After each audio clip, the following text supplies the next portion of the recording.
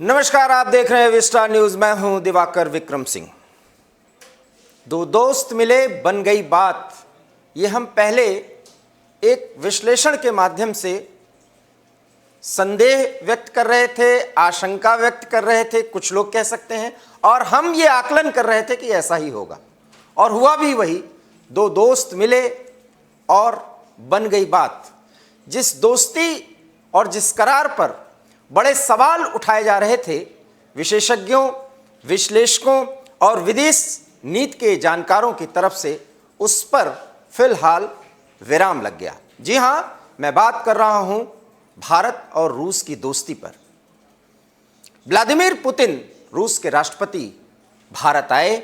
सिर्फ 6 घंटे का उनका ये शिखर वार्ता के लिए भारत आने का राजकीय दौरा था, और इस 6 घंटे का हर एक पल कुछ ऐसा गुजरा जो दोनों देशों के संबंधों को एक नई ताकत देता हुआ चला गया। समय आता है और चला जाता है, लेकिन समय की कीमत अगर पहचानी जाए तो दोस्ती क्या, वो हर एक संबंध एक नए मिसाल और एक नए फलक पर खड़ा हो सकता है, जहां भविष्य में जब भी एक दूसरे की जरूरत पड़े तो वो साथ मिलकर चुनौतियों का सामना कर सकें। और भारत और रूस की दोस्ती जो पिछले 7 दशक में कई ऐसे मुकाम और कई ऐसे पड़ाव पर पहुंची जो विश्लेषण का विषय बनी, लेकिन अब दोस्ती का जो स्वरूप बदला है, जिसमें स्ट्रैटेजिक पार्टनरशिप का एक तत्व सामने आया है, और वो ये है कि दो देशों के बीच कोई गर्मजोशी का और कोई भावनात्मक संबंध का जो आधार है वो स्ट्रैटेजिकल है, अर्थात दोनों की ताकत का, दोनों की सैन्य ताकत, आर्थिक ताकत, सामाजिक ताकत, ये सारे ताकत मिलकर के दोनों के संबंधों को संतुलित करते हैं। और रूस और भारत की दोस्ती नए परिवेश में, नए दौर में, बदलते हुए वैश्विक माहौल में एक नए मुकाम पर खड़ा हो गया। ये कम से कम व्लादिमीर पुतिन की भारत की यात्रा से तय हो गया। हैदराबाद हाउस में प्रधानमंत्री मोदी के साथ मुलाकात हुई, उन सारे मुद्दों पर चर्चा हुई, और वो इस दौर में वो वार्ता हुई जब एक बार फिर कोरोना के नए वेरिएंट का खतरा पूरी दुनिया में और खास करके रूस में बहुत ज्यादा है। और इसलिए ये दौरा इसलिए सबसे ज्यादा महत्वपूर्ण माना जा रहा है क्योंकि 2020 मार्च से लेकर आज तक रूस के राष्ट्रपति सिर्फ 2 बार मॉस्को से बाहर निकले हैं, रूस से बाहर निकले हैं। और यह दौरा इसलिए अहम है कि इस दूसरे दौरे में वो भारत पहुंचते हैं, और भारत पहुंचने के बाद सिर्फ 6 घंटे का यह दौरा कितना महत्वपूर्ण है, यह जानना इसलिए दिलचस्प है क्योंकि उन परिस्थितियों में संदेह यह व्यक्त किया जा रहा था कि भारत और रूस के संबंध कई कारणों से उस मुकाम पर या उस पड़ाव पर नहीं पहुंच सकते जो पहले हुआ करते थे, लेकिन आधार था आर्थिक, सामाजिक और सैन्य सहयोग। भारत की रक्षा जरूरतें, हालांकि अपने घरेलू और अन्य पक्षों का सहारा लेकर के भारत अपने रक्षा जरूरतों को पूरा कर सकता है, लेकिन रूस के साथ जो परंपरागत दोस्ती है, खास करके रक्षा के क्षेत्र में, वो एक नए मुकाम पर पहुंच रही है। और हम देखें कि 5,000 करोड़ से अधिक का सैन्य समझौता, और जिसका फायदा उत्तर प्रदेश को विशेष तौर पर मिलने जा रहा है, वो भी पूरा हुआ। और इसके साथ साथ अन्य वायुसेना के संबंध में, जल सेना के संबंध में, और साथ ही साथ अंतरिक्ष के क्षेत्र में, ऊर्जा के क्षेत्र में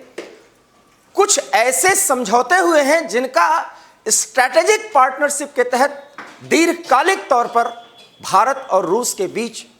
एक बड़ा, जो कह सकते हैं समझौता, एक बड़ा लक्ष्य हासिल करेगा। और वो लक्ष्य क्या है? वो लक्ष्य है दोनों के साथ एक ऐसे खोज, और उस खोज की प्राप्ति जो दोनों की ताकत को तो बढ़ाएगा, वो वैश्विक शांति को भी संभव बनाएगा। हम देख रहे हैं कि किस तरीके से एशिया में चीन अपनी ताकत दिखा रहा है और उसके मतभेद न सिर्फ भारत के साथ हैं बल्कि रूस के साथ भी हैं। आज वो रूस जो चीन के साथ संबंधों को लेकर के फिलहाल डोलड्रम की स्थिति में है, लेकिन भारत स्पष्ट कर चुका है कि सीमा को लेकर के अगर हमारा कोई पड़ोसी हमारे सामने आंखें उठा करके देखेगा तो हम पूरी ताकत से न सिर्फ उसको जवाब देंगे बल्कि नेस्तनाबूद करने की भी हमारी ताकत है। और उस ताकत को बढ़ाने के लिए भारत को रूस की जरूरत थी। भारत को फ्रांस से भी सहयोग मिलता है, भारत को जर्मनी से भी सहयोग मिलता है, भारत को अमेरिका और साथ ही साथ कई ऐसे यूरोपीय देशों से रक्षा के क्षेत्र में सहयोग मिलता है। और इस सहयोग के साथ भारत अपने घरेलू उत्पाद को भी, जहां तक मैं रक्षा की बात कर रहा हूं, इस कदर बढ़ा चुका है कि अपनी जरूरतों को पूरा करने के साथ साथ भारत अब इस कदर कुछ ऐसे रक्षा उपकरण और सैन्य सामग्री उत्पाद उसके हैं जो वो विदेशों को भी भेजता है। और इजराइल से और भारत के संबंध तो किसी से छिपा ही नहीं। इन परिस्थितियों में जब S-400 मिसाइल तकनीक, जो हमारे सुरक्षा का एक बड़ा ढांचा या आधार कहा जा सकता है, उसको जब रूस ने हमें गिफ्ट किया और वो हमें पूरी तरह से सौंपेगा, तब अमेरिका की त्योरियां चढ़ी। लेकिन भारत और अमेरिका सबसे बड़े स्ट्रेटेजिक पार्टनरशिप के तहत आगे बढ़ रहे हैं, अपने संबंधों को बढ़ा रहे हैं। अमेरिका के कहने के बावजूद भी ये मिसाइल सिस्टम S-400 वो भारत ने रूस से लिया और रूस ने तहे दिल से आभार के साथ भारत को इस प्रणाली को सौंपने में अपनी इज्जत समझी। और इसके साथ ही साथ AK-47 का जो बिल्कुल लेटेस्ट मॉडल अपग्रेडेड वर्जन है AK-203 राइफल, जो 7.5 लाख से अधिक की संख्या में उत्पादन किया जाएगा, जिसका वो AK-203 का पूरा उत्पादन मेक इन इंडिया के तहत रूस के सहयोग से भारत उसको आगे बढ़ाएगा। और भारत के राज्य उत्तर प्रदेश के अमेठी में वो फैक्ट्री लगेगी। 5,000 से अधिक करोड़ का इसमें इन्वेस्टमेंट है और दोनों मिलकर के इस उत्पाद को सामने लाएंगे और हो सकता है कि आगे इसका दूसरे देशों को भी सप्लाई करने पर भी विचार विमर्श हो। तो इस तरीके से रूस और भारत रक्षा के क्षेत्र में आगे बढ़ रहे हैं। और साथ ही साथ आप गौर करें कि प्रधानमंत्री मोदी और रूस के राष्ट्रपति ने किस तरीके से सोमवार की रात 8 बजे एक संयुक्त वक्तव्य जारी किया, जिसमें उन्होंने बोला कि आतंकवाद के मुद्दे पर, वैश्विक आतंकवाद का संदर्भ है, भारत और रूस जहां पहले खड़े थे आज भी वहीं खड़े हैं। और उसमें ड्रग्स ट्रैफिकिंग और अनधिकृत तौर पर जो भी काला कारोबार होता है उस पर भी लगाम कसने के लिए भारत और रूस जिस तरीके से पहले साथ थे आज भी हैं। और दोनों दोस्त एक दूसरे की जरूरत हैं, ये दोनों राष्ट्राध्यक्षों की तरफ से अर्थात राष्ट्रपति व्लादिमीर पुतिन और प्रधानमंत्री मोदी की तरफ से कहा गया। ये उन आलोचकों को जवाब है जिन्होंने कहा और जिन्होंने आशंका व्यक्त की कि भारत और रूस के संबंध बहुत ही ठंडे स्तर पर पहुंच चुके हैं। आप गर्मजोशी का वो स्तर देखिए कि सिर्फ 2 साल में 2 बार रूस के राष्ट्रपति किसी राजकीय यात्रा पर गए और इसमें बड़े बड़े बैठकें भी थीं, जिसमें G20 सम्मेलन का भी जिक्र मैं कर सकता हूं। और इसके तहत वो एक बार या तो जो बाइडेन से मिले और दूसरी बार प्रधानमंत्री मोदी से। आप सहज अनुमान लगा सकते हैं कि अमेरिका और रूस के संबंधों की जो धार है उससे कम रूस और भारत की दोस्ती नहीं है। बड़ा सवाल है कि क्या सिर्फ रक्षा समझौते के लिए या भारत रूस से कुछ रक्षा सामग्री लेने के लिए इस तरह से आगे आया और दोनों के संबंधों को बहुत अच्छा बताया जा रहा है? जी नहीं, क्योंकि अफगानिस्तान के मुद्दे पर और ड्रग्स ट्रैफिकिंग के मुद्दे पर जिस तरीके से दोनों साथ खड़े हुए हैं, उन परिस्थितियों में जब अमेरिका अपनी सेना के साथ अफगानिस्तान से वापसी कर रहा था, उस समय रूस के जो बयान आ रहे थे उससे यह अनुमान लगाया जा रहा था कि कम से कम भारत और अमेरिका अफगानिस्तान के मुद्दे पर जिस तरह से साथ खड़े होते रहे हैं, कहीं रूस की राहें भारत से अलग ना हो जाएं। लेकिन आप देखिए, दो वार्ताएं हुई अफगानिस्तान में शांति को लेकर के, और खास करके उन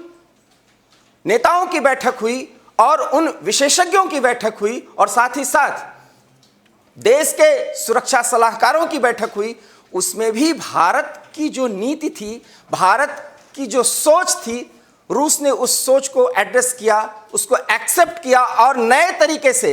राष्ट्रपति ने आकर के ऐलान किया कि अफगानिस्तान के मुद्दे पर भी जो क्षेत्रीय शांति की जो दरकार है,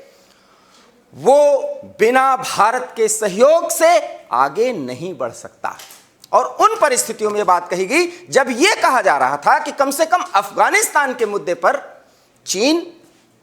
पाकिस्तान, रूस और वो तमाम देश जो अमेरिका के धुर विरोधी हैं, वो एक साथ हैं। लेकिन व्लादिमीर पुतिन जब भारत आते हैं तो उन्होंने साफ तौर पर अफगानिस्तान के मुद्दे पर अपना बयान दे करके भारत की अहमियत को बताने और दिखाने की कोशिश की। इसके साथ ही साथ वो अन्य क्षेत्र जिसमें भारत और रूस सहयोग कर सकते हैं, उनको एक्सटेंड किया गया उस सहयोग को। और साथ ही साथ आप हमेशा पिछले 24 घंटों से बराबर ये सुन रहे हैं कि 2+2 की वार्ता हुई।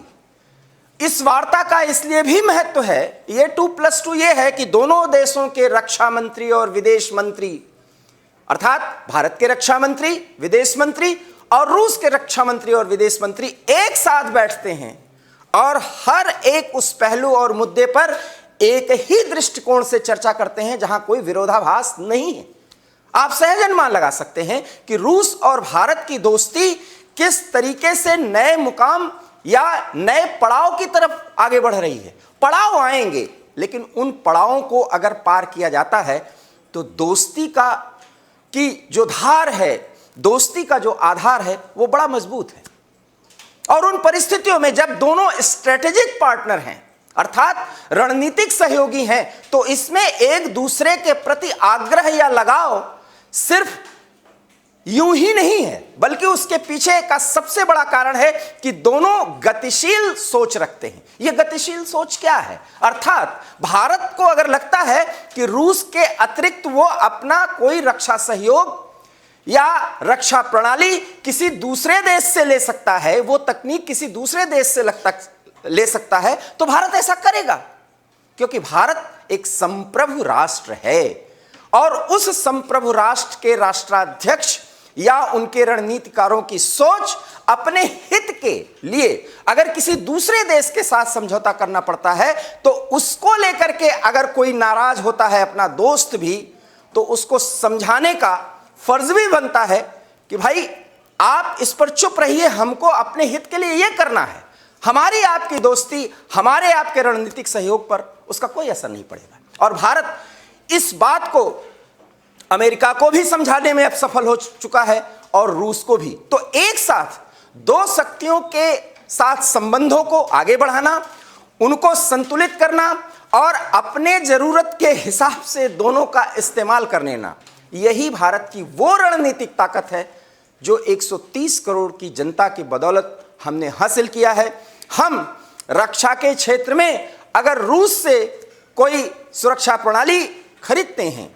आयात करते हैं या मेक इन इंडिया के तहत उसे बनाते हैं, तो हम इजराइल से, फ्रांस से, ब्रिटेन से, अमेरिका से और साथ ही तमाम बेल्जियम से, साथ ही तमाम ऐसे देश हैं, स्वीडन से, हम वो आयात कर सकते हैं। ये हमारी सोच पर निर्भर करता है कि हमें क्या करना है। और उसके लिए जरूरी है कि हम ये बताएं कि अगर हम ऐसा करने जा रहे हैं तो हमारे दोनों के बीच में कोई संबंधों पर कोई फर्क नहीं पड़ने वाला। और हैदराबाद हाउस में जब दोनों दोस्त मिले, आप उनकी बॉडी लैंग्वेज को देखिए, किस अंदाज में दोनों ने हाथ मिलाया, गर्मजोशी से दोनों एक दूसरे से गले मिले और साथ ही साथ ये बताने और समझाने की कोशिश और ये संकेत देने की कोशिश रूस के राष्ट्रपति की रही कि चीन अगर मुगालते में है कि रूस उसकी भाषा बोलेगा। हालांकि मैं आपको पहले बता चुका हूं कि चीन और रूस के बीच व्लादिवोस्तोक एक स्थान है, उसको लेकर के बहुत ज्यादा तनाव है और रूस उसको लेकर के परेशान भी है, क्योंकि चीन अपनी विस्तारवादी नीति के कारण उस पर अपना दावा ठोक रहा है। लेकिन चीन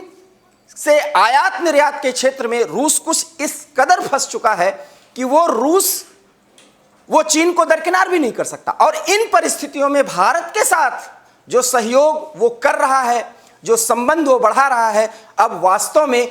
शक्ति संतुलित करने का एक बड़ा प्रयास रूस की तरफ से है। और चीन को, बीजिंग प्रशासन को स्पष्ट संकेत दे दिया व्लादिमीर पुतिन ने कि भारत हमारा पुराना दोस्त था, है और रहेगा। और इस साथ ही साथ अमेरिका को भी दे दिया, जो अमेरिका यूक्रेन के मुद्दे पर, यूक्रेन एक पार्ट रहा था सोवियत संघ के समय में और आज यूक्रेन एक सोवरेन देश है, लेकिन रूस का बिल्कुल पड़ोसी है। लेकिन रूस और यूक्रेन के बीच एक विवाद है कई मुद्दों को लेकर के, और यूक्रेन को अमेरिका सहयोग कर रहा है। उस विवाद के बाद और जापान से भी वहां के कुछ द्वीपों के विवाद के बावजूद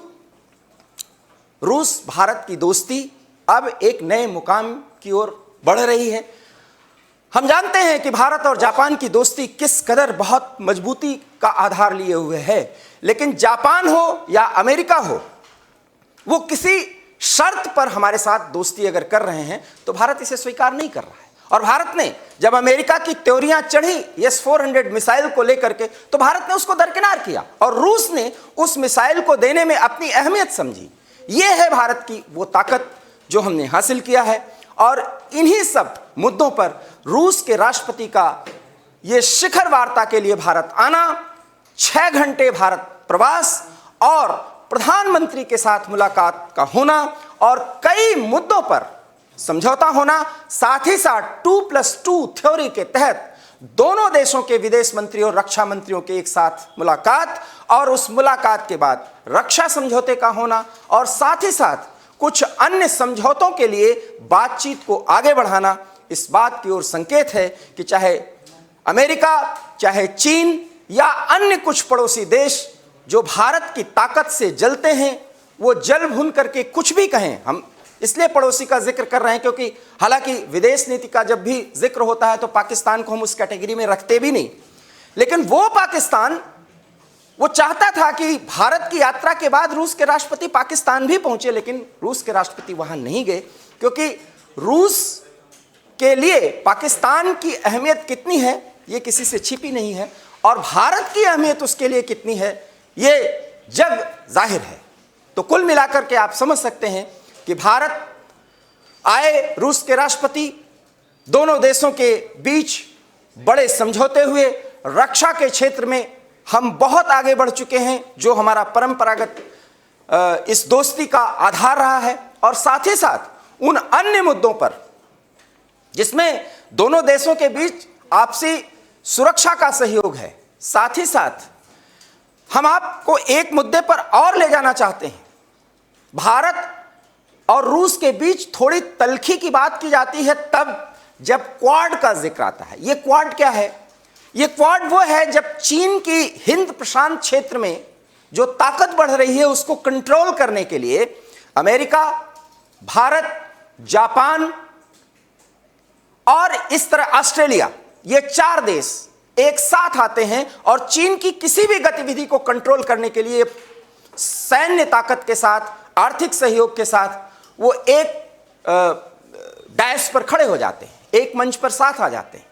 और इस क्वाड को लेकर के भी रूस को आपत्ति है कि भारत कहीं इससे रूस को दरकिनार तो नहीं कर रहा है,